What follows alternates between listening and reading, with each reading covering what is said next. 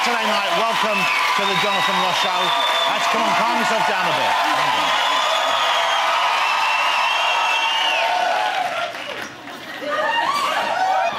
What a show we have here tonight. We really have a great show for you tonight. Have a look who's in my green room. Sacre bleu, giving her first ever interview on a British chat show, the former First Lady of France, the wonderful Carla Bruni. Bonsoir, Carla. Comment allez-vous? And I'm excited to say Carla will not only be chatting, she will be performing as well. She'll be doing a song for us in the middle of the show, so that's the lovely Carla Bruni. We also have the 3 stars of the hit TV series Mad Dogs. It's Philip, Glenister, Mac and Max Beesley. Right there. That's some good-looking men for you on a Saturday night, isn't it? Hello, chaps. Hello. Great to have you here. From the new blockbuster vampire movie Byzantium, the gorgeous, the fabulous Gemma Arterton. It's the lovely Gemma. Hello, Gemma. Looking fabulous.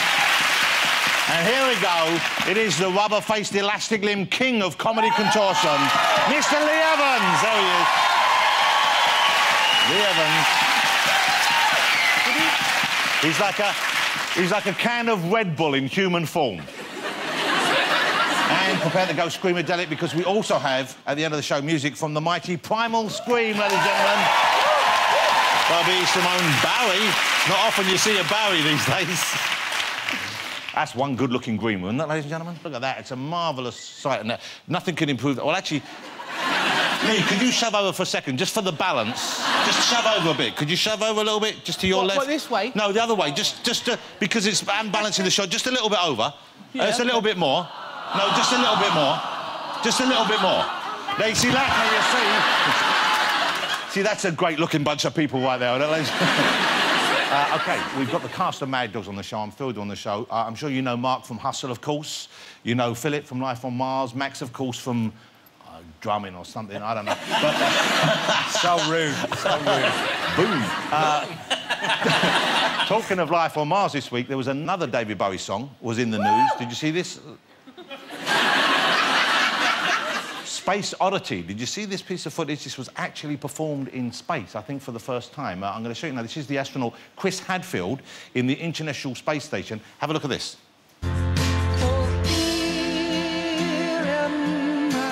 Sitting in a tin can, far above the world. Planet Earth is blue, and there's nothing left to do.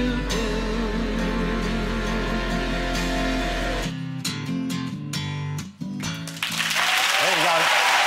Actually being performed in space. It's incredible, isn't it? Look at that.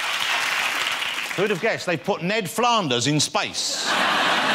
OK, ladies and gentlemen, let's get my first guests out. They're 3 of the best of British. They're about to return to our screens in the 3rd series of the fabulous Mad Dogs. If you haven't been watching it yet, this is what you've been missing. Check out, it's a sneaky peek of the next series.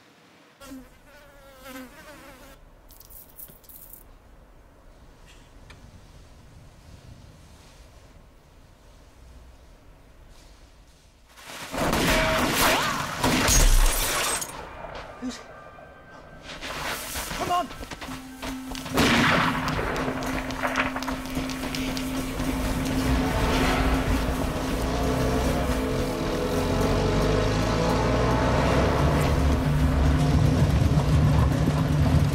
Get in!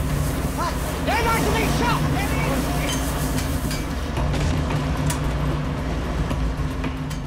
Max! Get in!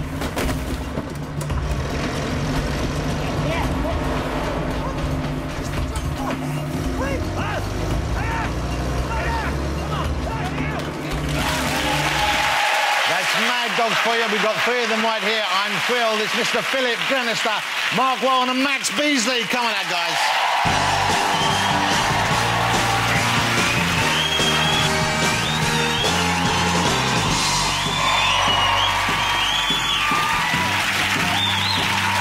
Bonjour, monsieur. Comment allez-vous? Come on, sit down. Get comfy. Great to have you here. Thank you for joining us. Hey, to be here. Now, I'm joking around with Max because I've known Max on and off for years, and I love Max. He's a wonderful guy. I know Philip a little bit. I've interviewed him before. Marc, I've been after for a long time to get on the show. I've been asking him to come on the various shows I've done over the years, and we've always seemed to get close, and you've never come on one. And I was beginning to wonder, you had a problem with me or something. I've got to be honest. Like some people have a phobia of spiders and snakes. I've had a phobia of being on your show for 8 years. Well, that's not a great way to start the interview. No, but I think you're great. But I don't know. What did you think I was going to do to you? Do you know what? I think we should hug it out. Well, you weren't mixing me up with one of the great entertainers of the 70s. You didn't think something funny was going to go on, did you? Because I've never presented Top of the Pops. I just want to put that out there for you right now. Okay? It's a block, but I am into facing fears. Come here, let's face this fear. Come on, like I would do anything. Like I would do anything.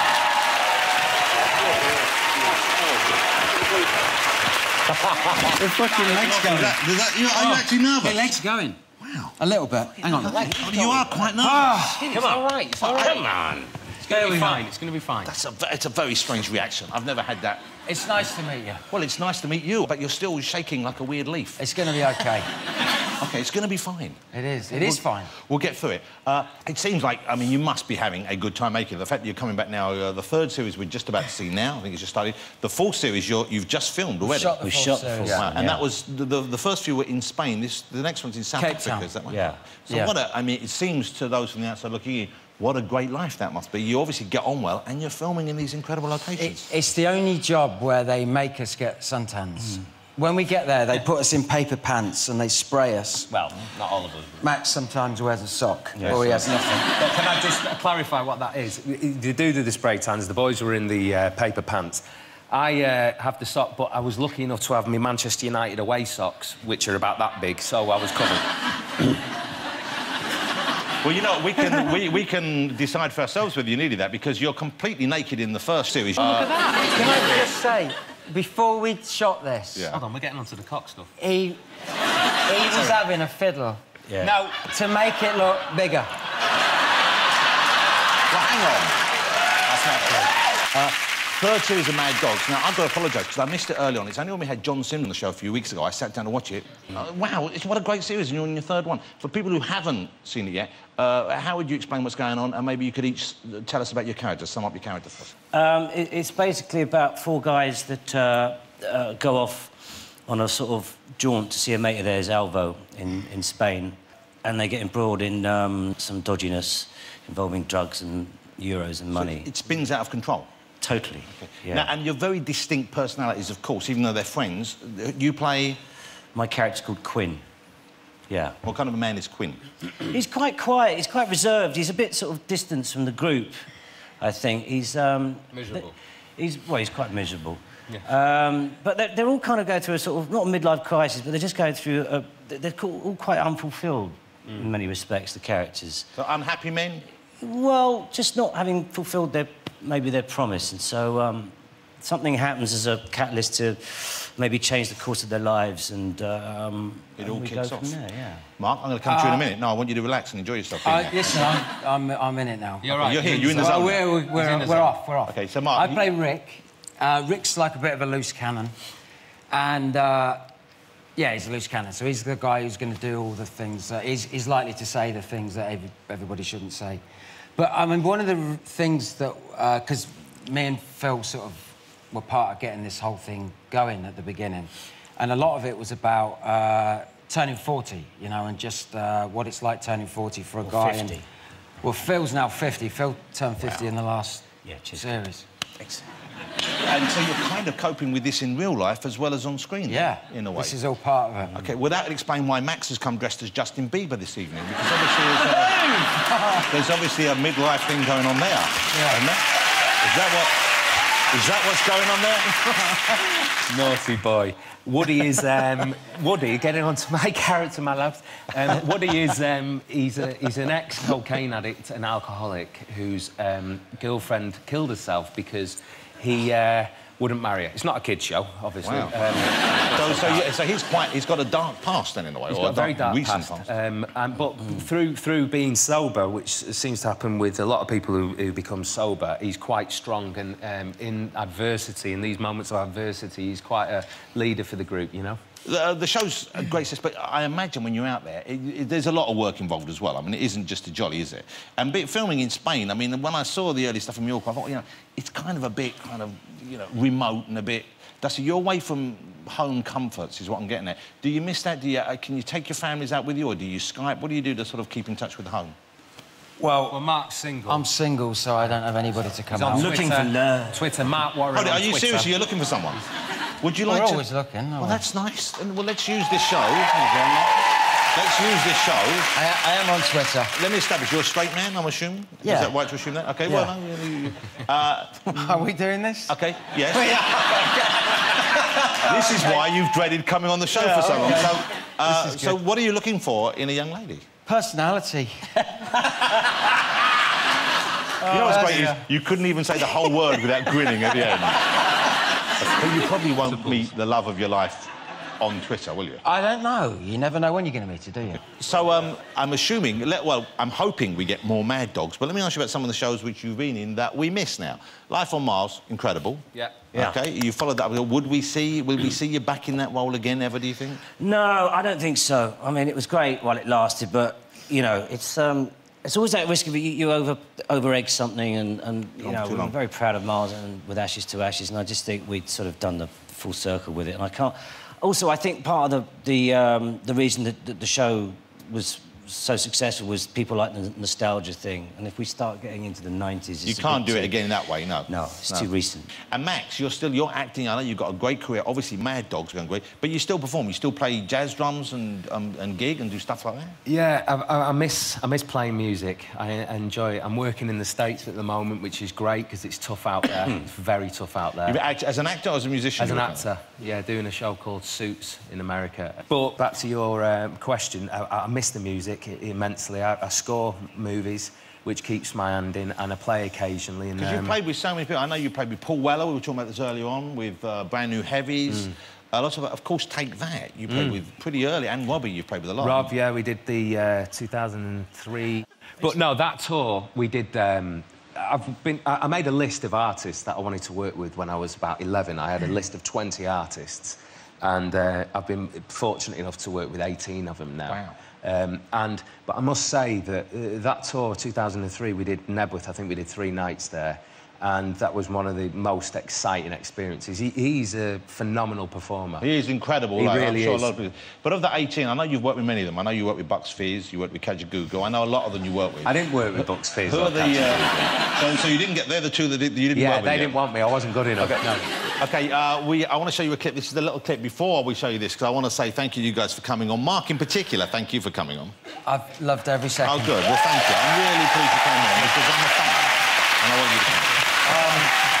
Here's a clip, a little clip of Max in action many years ago. I think you'll recognise the people he's worked with. This is from 20 years ago. Have a look, this is a great clip. That guy was cool, it's good.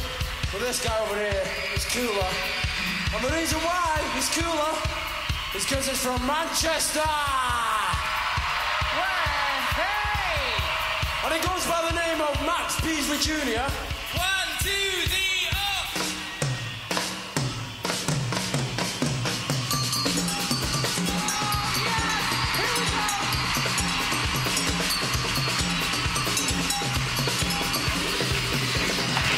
up! There you go. Bit embarrassing. It's a bit embarrassing. It's great. That's Max, and he was performing there with the fathers of One Direction. I don't know. That was great. I was going to get you to play a bit of drums, but you know what? I'm not going to do it that way. I just want to say thank you all for coming on. Mad Dogs is great. If you haven't been watching it, make sure you watch it. It's out of this world. You think, you know, it feels like each week's a movie. It's back on June the 4th on Sky One. You can watch it all the other ways as well. But join me in saying thank you to Max, to Marc, to Philip. Thank you, guys. Thank you. Thank you so much. OK, we're going to take a break. We're still coming up in the show. Gemma Arterton will be here, Carla, Bruni, singing and chatting, Lee Evans, and we've got music from Primal Scream. Don't go away. Welcome back to the show. Let's get my next guest straight out here. She's been called one of the most phenomenal young actresses of the decade. I could not disagree with that. Ladies and gentlemen, it's the beautiful Gemma Arterton.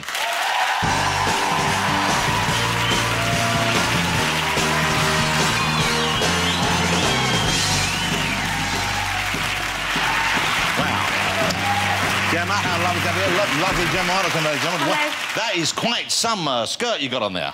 can you do you need a hand getting down there? I just had to... Oh, there we go. Yeah, okay. There we go. I feel like I'm wearing a record. It made a sort of popping noise then. What was that? It's something...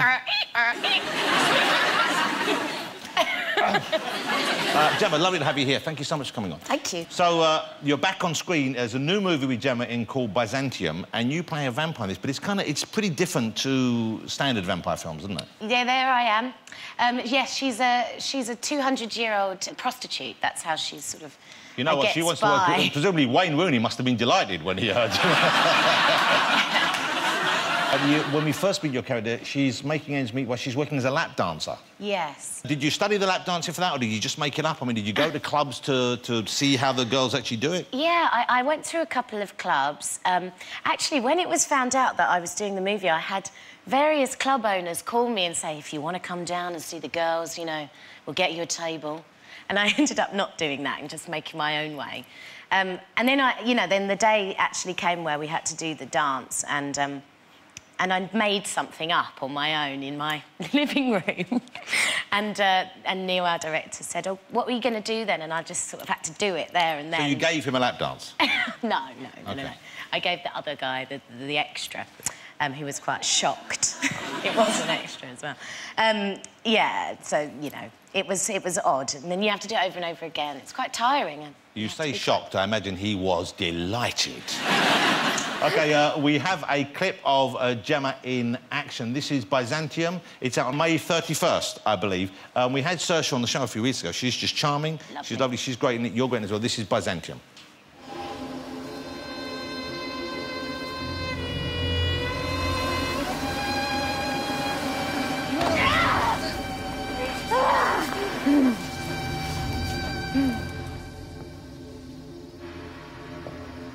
It was easy.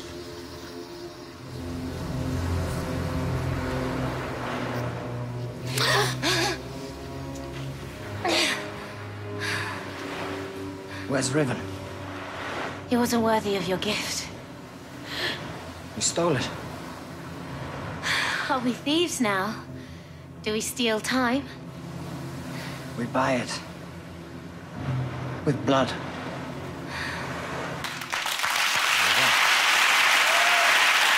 So there's kind of, without it being heavy-handed, there's kind of a feminist kind of subtext to this vampire film.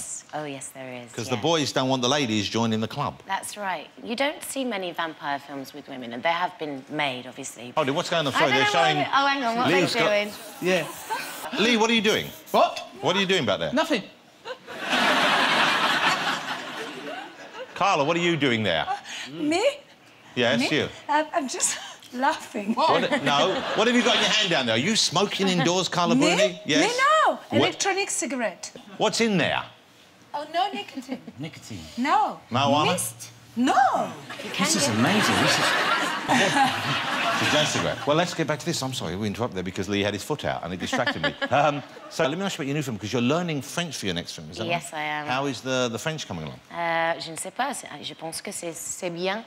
Peut-être je peux avoir une petite conversation avec Carla. Elle a un très bel accent. Merci beaucoup. Très jolie voix. Très bon français.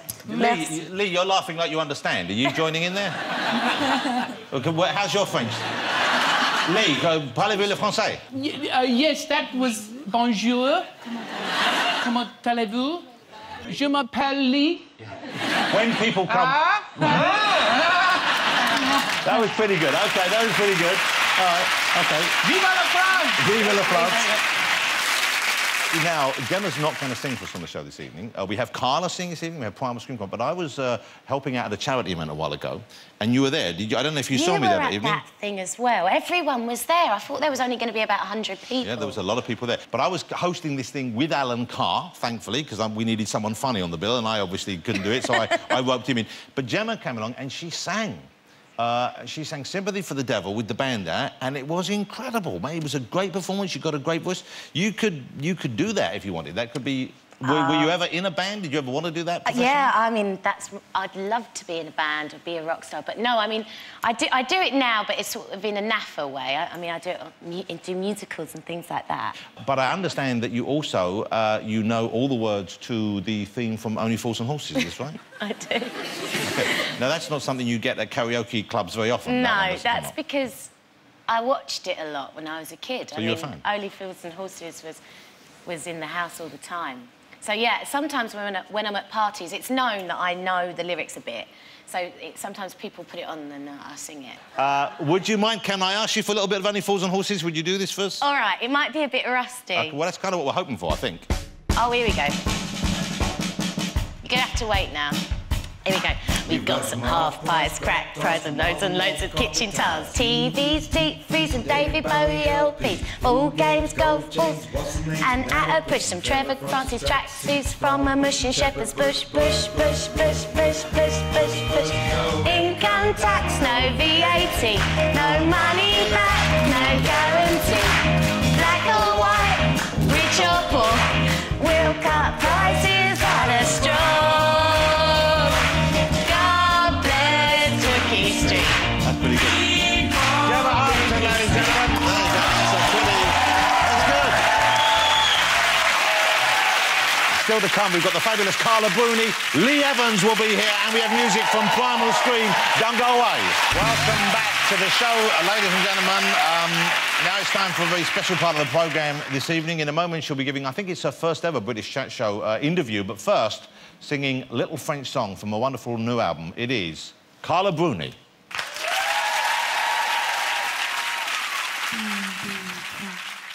Quand tout va mal, quand life goes wrong, try for a little French song. French song are maybe démodé, mais si douce à fredonner. French song are tender à l'envie, nostalgique à l'infini. Et quand on sait plus where to belong, try for a little French song.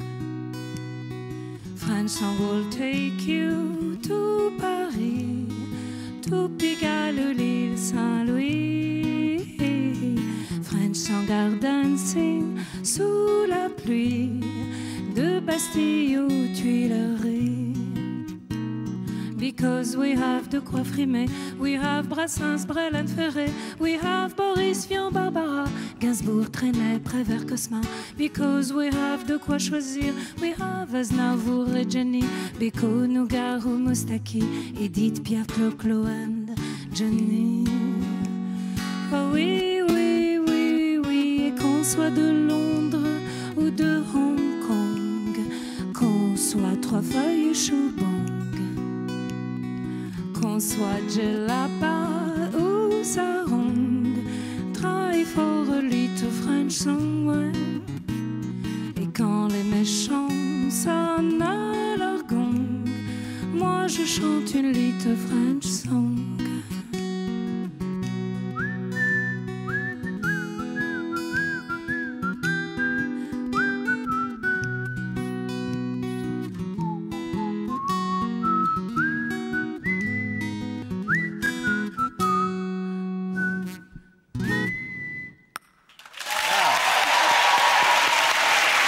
Madame and Monsieur Carla Bruni. Carla, thank you. That was lovely. Thank you. Wow. And that was, is that Teo on the guitar? That's my friend Taoufik Sarah on the guitar. On the guitar. What is French for guitar? Is it le guitar? La guitar. Oh, It's there you a go. girl. So I'm speaking fluently now. They were dancing in the green room for that. Lee's still up. Look at that. Did I make anybody dance? Lee, you were dancing, weren't you? Yeah, I... Will you bust a move for us now? What moves were you throwing to that? Well, look, how lovely to have you here. Thank you. And that's from Carla's album, Little French Songs, which is lovely. You have a beautiful voice. Thank you so much. You have a lovely voice. It's got That such a is lovely so quality kind. to it. And, you know, I think we love hearing French sung. It's a beautiful language. Over here, certainly, we all think of French as a lovely language. Do you, in France, feel the same way about the English language? We're like so impressed by the English language, especially by English songs, you know. I mean, everyone who's writing a song in France is always listening to all the English, you know. Well, we do... Traditional, you have the best. Well, we are better, yes. But certainly... but you have... Well, yes, you're good. We are yes, you're very good. OK, so you've come over to see us here and perform for us here. I guess this is one of the first visits you have where you did not get the presidential welcome because, of course, as I'm sure you know, Carla is married to Nicolas Sarkozy, the former president of France. No more. When you came over previously, it would have been a big security and everything, I guess. Oh, well, yeah. Well, if I came with my husband, of course, you know, it would have been all protocol and security. But when I, you know, when I come on my own, I'd just be, you know, an Italian girl in London. Sneak in and out, ninja. Yes. OK, did you enjoy the presidential experience when it went on, when you had the protocol, or was it kind of, did you feel... No, I did enjoy it, you know, a lot. It was like an honour, you know, and it was important, but it was not very much relied to me. It was just relied to my, you know, to my man. Of course. And I just tried to be next to him, and I just tried to be good for him and good for my country. But being the First Lady, yeah, you have to, there's a certain responsibility that goes with that as well, I guess. You can't, you know... Yeah, you can't. You have to be careful. What could you not do? A lot. Okay. What things couldn't you do that you missed doing that you could tell us about? Well, you know, I wouldn't wear, like, hot pants on a, you know, state visit, for instance. That's fair enough. But I didn't miss it. No, no. Was the president allowed to wear hot pants on a state visit? Okay. It looked good. You've been together for many years now, and you've just had a... Well, it was not just, but a year and a half ago, was it? Yeah. Wow, congratulations. And this is not your first child, of course. No, it's my second child. Wow, so congratulations. Isn't that lovely to have another baby? Thank you. That's so lovely. It is a congratulation, because, you know, it's a miracle baby for me. Why a miracle? You know, because I'm not so young, you know, and, you know... You're not so old. No, but not so young, you know. Okay, but that's how lovely. You've got a lovely baby. I know you don't... There aren't many pictures of you. You obviously guard your privacy, and so you must... We found a picture of you with the baby. I hope we can show this. He looks just like the... Your baby looks just like the father. Lovely. What a beautiful baby you have there. It's a girl. Oh, wow. Wow, that's an ugly girl, I'll be honest with you. That's terrible. How did you and... Can I ask you how you and Nicolas first met? Yes. We met in a very common way. You know, we met in a blind date. Oh, really? Not very blind, though. I know he was there. I knew he was there. So who set you up for the blind date? A very good friend of ours, you know, in Paris, and my husband just got divorced. And I was alone. I was separated from the father of my child. So he just invited us for dinner and... And it happened? Oh, And so you knew like that? It was a quick thing? It was first sight. Wow. Wow. Well, Marc, we had Marc. He's a good-looking young man. He's a single man. What advice would you give to Marc? He doesn't need advice. Look, he looks so happy. I think he needs advice about his hair. But, do you have any friends? I have many friends introduced Marc, to Marc. would you like many friends. Would you be interested in a bit of French Italian, accent? French. I love French. I'd love a French girl. I'd love French. Let's go. I really would. Yes. That's been... But actually, though, Carla, I thought you were French, but you're actually Italian, aren't you? I was born Italian and I was raised in France since the age of 7, and then I became French when I got married. So do you still speak Italian? A lot, yeah. To my children and to my mother, to my sisters, yeah. And my poor husband is surrounded by Italians. I had an Italian girlfriend for a while. She was, forgive my French, but f***ing crazy. She was crazy. She was off the scale, but in a great way. Passionate. Too passionate. Too passionate? Yeah, she bit my face once. She was a very short girl. I stood up and she was hanging off. I was walking around with her. She was hanging off like that. What did you do to her for her to bite your face? Beat your face? Just tried to love her. I don't know. Yeah, I was a player. When you write songs, some of your songs obviously are about things in your life. I know there's a song on the album which I think is about your relationship with your husband. Is that right? Yeah, yeah. Who you call you, but he's not called Nicolas in the song. He's called Raymond. Why have he changed his name to Raymond? You know, for fun. Oh. I know. Oh, you crazy French. I know. Well, you know, what happened is that there is a very famous French singer in France called Sylvie Vartan, and she made a song called Nicolas. I see. And it was a hit. in the 70s, so every time you sing Nicholas, you know, just her songs. You would think of her. So you couldn't do a song about Nicholas calling... So I thought I called him Raymond. Raymond. Which suits him. OK. You call him Raymond at home ever? Well, now, almost, you know, since I made the song for fun, you know. Have you called him Raymond? You know what I'm going to say now. English questions. Yes. Well, so I will ask you in French. Have you called him Raymond in the bedroom? No, c'est pas mal. No. No, Raymond is only for fun, you know, with friends, and it's just for fun. And you call him, in the song you call him, you say, Raymond is an atomic bomb. Dynamite. Yeah, sure is. My Raymond... No, I mean... Yeah, I'm sure you do. You know. No, but I'm not talking about, you know... Well, I didn't think you were. No, but... Yes, you did. What kind of a person do you think I am? Yeah, no. Get your mind out of your pants for a second, Carla. What do you mean by dynamite, then? You mean just he's full of energy? He's just... Yeah, it has so much energy. It's almost crazy, you know, that... You know. OK. And this is my favourite line. My Raymond is a pirate, yes. He boards everything as if his life were at stake. Yeah. But that's a sort of funny translation, though. Oh, yeah. Blame the translation. Would you want to get into politics yourself? Never. It's not my job. You know, I'm an artist, and I'm far too sensitive. Not strong enough. I mean, I was good enough to be next to him and to bring the appearance and to represent my country, but I would never be a good politician. You know, it's a job. It's a passion. Yeah.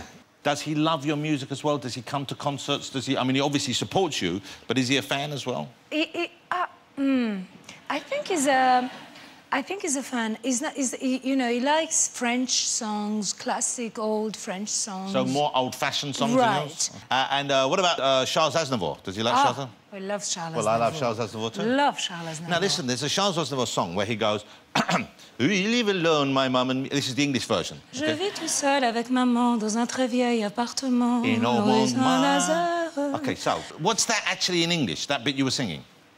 I live alone with my mother. Yes. Dans un très vieil appartement, in a very old apartment. Rue Saint-Lazare, in a street of Paris. Well, then I've been sold a wrong one, because I've got the album in English. And in Why English... do you have the album in English? Because I'm English. And in English...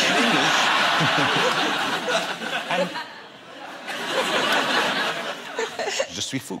But the English translation, it goes, we live... I'm not making this up. I don't think, anyway. It goes, we live alone, my mum and me, a dog, a cat, a parakeet in old Montmartre. Yeah. A dog, a cat, a parakeet. Is that in the French song anywhere? A parrot? Yes, no. Because it's about a man who lives alone with his mother and, you know, and dances in a club. A certain kind of man? Yeah. Well, he's a transvestite. Oh, Jesus. And... You know, it's France. This is France. In France? You know, they go, oh... In France, you have to be. Yeah.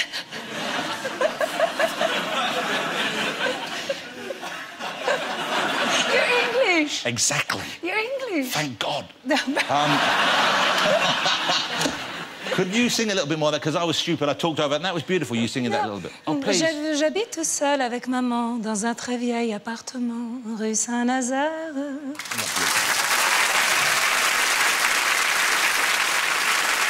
Hey, it's been lovely having you on the show. I've really enjoyed Lovely meeting to be you. here. I love hearing you sing. As I said, the album is called Little French Songs. Thank you. And that was beautiful, the performance you did. Thank you so much. It was great to be here, a great audience. Well, thank you. They are a lovely audience. Fantastic. You're flying straight back to France tonight, I believe. I'm flying back to France. I'd love it if you come back and do a bigger number sometime. Yes, I'd love to do that. Okay, Thank you for inviting me. That would be lovely. Thank you so much for being here. Ladies and gentlemen, the lovely Carla Bruni. Thank you. Don't go away, because after the break I'll be joined by Lee Evans and there'll be music from Primal Scream. See you in a minute. Welcome back, ladies and gentlemen. Let's get my next guest out. I feel you waited long enough. He's a star of stage and screen, as well as one of our very finest stand-up comedians. It is the one and only... Well, I'm giving you a build-up. Well, come on! I've been sat here for 2 hours! I'm trying to get everyone warmed up for you and get them excited about you, OK? Warmed up? Look at the state of them! I've seen them. That audience out there look knackered. Come on. Come Mr. on. Lee Evans, here he is. Come on out, Lee. Lee, come on. Oh, here we go. Here we go. Well, now... I'm staying here. No. Keep him waiting. That's what I say. Keep him waiting. Keep him waiting, mate. Okay, I'm going to go and get him. I'm going to get him. Where is he?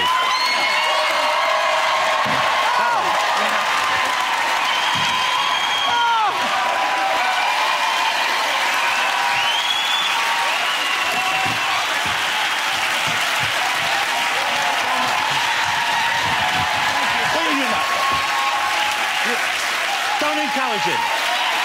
Don't encourage him. What the hell are you doing? No.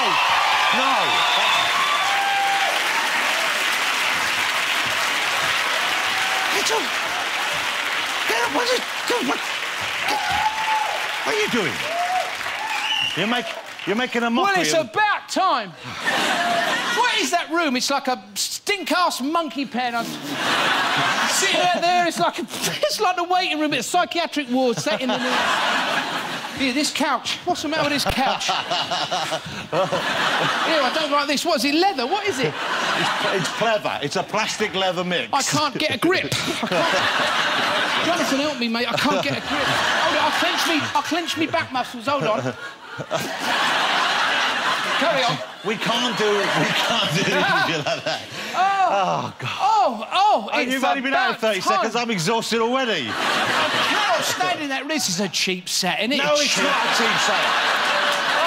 It's cheap. This is state-of-the-art light entertainment environment. I've been sitting in that room. Jeez. I know, You're looking old. You're looking... What? You're looking old. I'll tell you, every time I come, you age. You look like Jack Palance. Look at him. I noticed the writing on the auto cue's getting bigger. It's getting a bit bigger, yes. My eyes are going. That's not a chair he sat on. It's a commode. Are you all right? How you doing? I'm very good, Lee. Yeah. It's lovely to have you here. Oh. How are you? You well? Yeah, physically, mentally, I can't vouch for that. OK. Because I heard you had an accident recently. You were running, you hurt your leg, your ankle. Fit. But you were jogging. You hurt yourself jogging, didn't you? I broke my leg. What?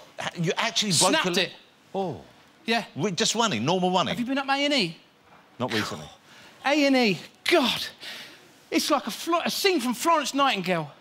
I tell you, there's kids with sweets stuck up their hooter. There's always the moaner. There's a bloke saying, shut up!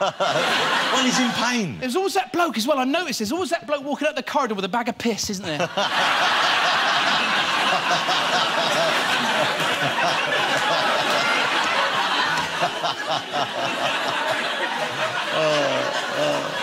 Well, she x-rayed me foot. She x-rayed me foot. It gets me. You know when you have your ex, she put me on the table, she put me foot, and she put me foot like that, and then she went and stood behind a wall and looked through a little letterbox like that and went, everything's going to be all right. So when you're standing behind there, then come here with me.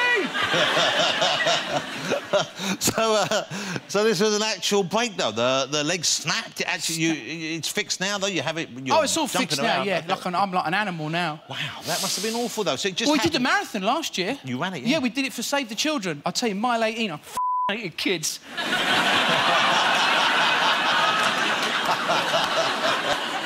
Was it your first marathon? My first marathon. Wow. Yeah. Will you do it again? Yeah, I would. I'd love to do it again. Okay. I loved every minute of it. Me and my mate Tony did it. It was fantastic. I always think of you as being a fit guy. I know you did a bit of boxing when you were young, and of course, anyone who's seen Lee live, and I don't mean fit like that. I mean healthy fit. Anyone who's seen Lee live will know he really gives you a show. I mean, it's a show and a half, and you're back on tour. Well, it's a way off. It's the end of next year, isn't it? Oh, I'm doing another tour. Yeah, at the end of 2014. I love touring. I love touring. Absolutely love it. OK. Is that the poster? Oh, yeah. The poster. You've not seen it before? Yeah. And this must be, I would have thought, not being... I don't want to be depressing here, but you're getting to a certain age where how much longer can you do that kind of show on that kind of scale? I don't know. What you do... Well, that's it. Build me up and get me down, isn't it, No, I didn't mean that. I mean, you know, would this be your last tour? Do you, I mean, do you do one tour at a time? No, I love touring. I've been doing it since I was 17. I absolutely love it. I'll tell you, some of the venues we do, it's unbelievable as well. Because we sat on the stage, I don't know if it's Wembley or the O2, me and the missus. It's unbelievable, really. I mean, because it's so huge. The size of it. I mean, my wife, she's like, how did it get to this? And I said, I don't know, you know, it's amazing. It really is amazing. She went, no, our marriage. But also, you're a very accomplished actor. I've seen you on stage in very straight roles as well as very kind of comedic roles. I saw you in The Producers. You were great in there. Yeah. I saw you in that Beckett. What was it? One of those. Endgame. That one. Lee, though, is back on stage in a new play. A comedy play, I get the feeling. Is that correct? This is a new play, though, isn't it? I've not seen this before. Yeah, it's fantastic. It's really funny. It's taken ages to get this off the ground. I'm so pleased. It's a brilliant play. And I read a lot of scripts in a year, but I couldn't put this down. It's just brilliant. It's brilliant. You know what? This is a very clever thing you've done. I don't think I've ever seen anyone do this before, but you've shot a trailer like you would see for a movie, but for the play, and you wrote this yourself, is that right? Yeah, just wrote it, and I thought it might go some way to describing what the play is, instead of sort of going, yes, it's about two people, you know, and all. I just thought I'd do this. And... I'd quite like to hear that description of the play, though. OK, let's have a look at this. This is Barking in Essex. It's on in September, and it's at the Wyndham's Theatre. Yes. OK, it opens 6th September, and this is the trailer that Lee has written to help show us what it's all about. Look at this.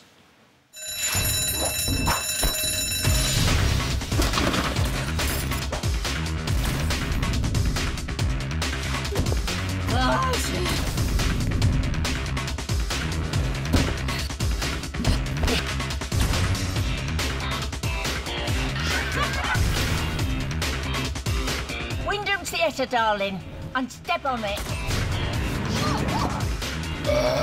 Oi! Get it down!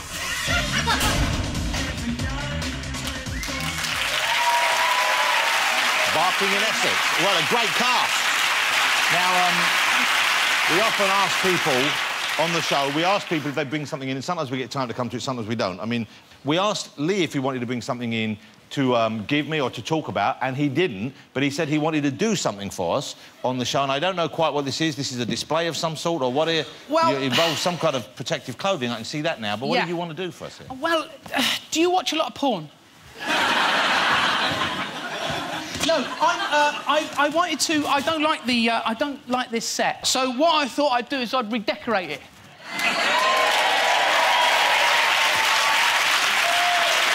This set was designed and built by professionals. Yeah, right. Have you... It's done, mate. Have you done much decorating in the past? No. OK. OK, so you have some equipment with you as well, I guess. Is that what's found there? Cause they... Yeah, I do. I've got some paint, and I've got and some brushes. And you've got this as well? I've got one of these, which is a party hat.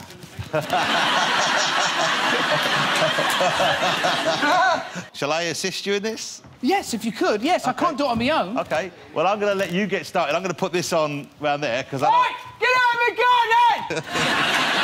OK. You get started. I'll be back in just a second. Where's he going? Oi! John, don't leave me alone with these. Right, I'm going to get my... I'm going to start painting. Well... La, la, la. OK. Tell me then, guys.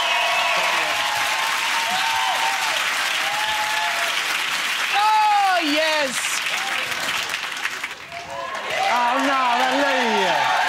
I like the gold. Huh? I like the gold. No, gold's out, man. Pink's in. The gold is good. The gold is good. What other Pink's colour in. Well, you got some green here. No! Not the carpet. Just do the... Oh, sorry, man. Is it... Sorry.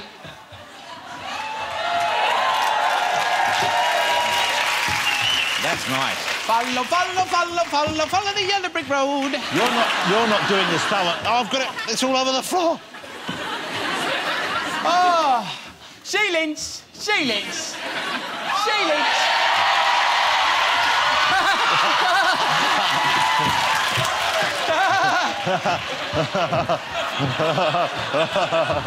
You wait till you get back here, buddy. Oh,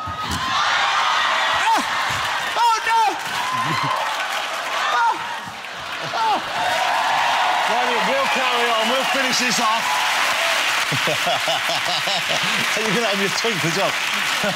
We'll finish this off, but I'm going to leave you with some fabulous music. I'm going to say thanks to all my guests tonight. It's the last in the current series. We'll be back in October with more music, more chat, but now performing It's All Right, It's OK from their fabulous new album, More Light It Is, Primal Scream.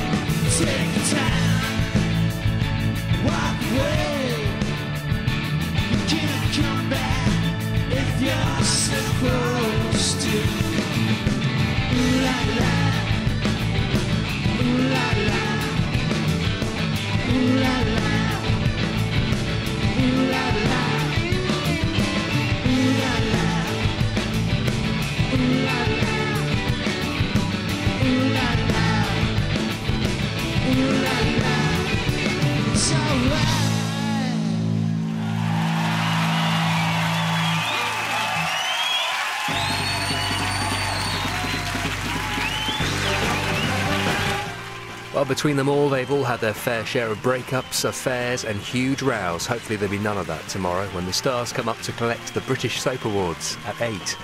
After the news, though, making a mobster's daughter your missus might be fraught with danger when you ask for her hand in marriage, as Hugh Grant is about to find out in Mickey Blue Eyes.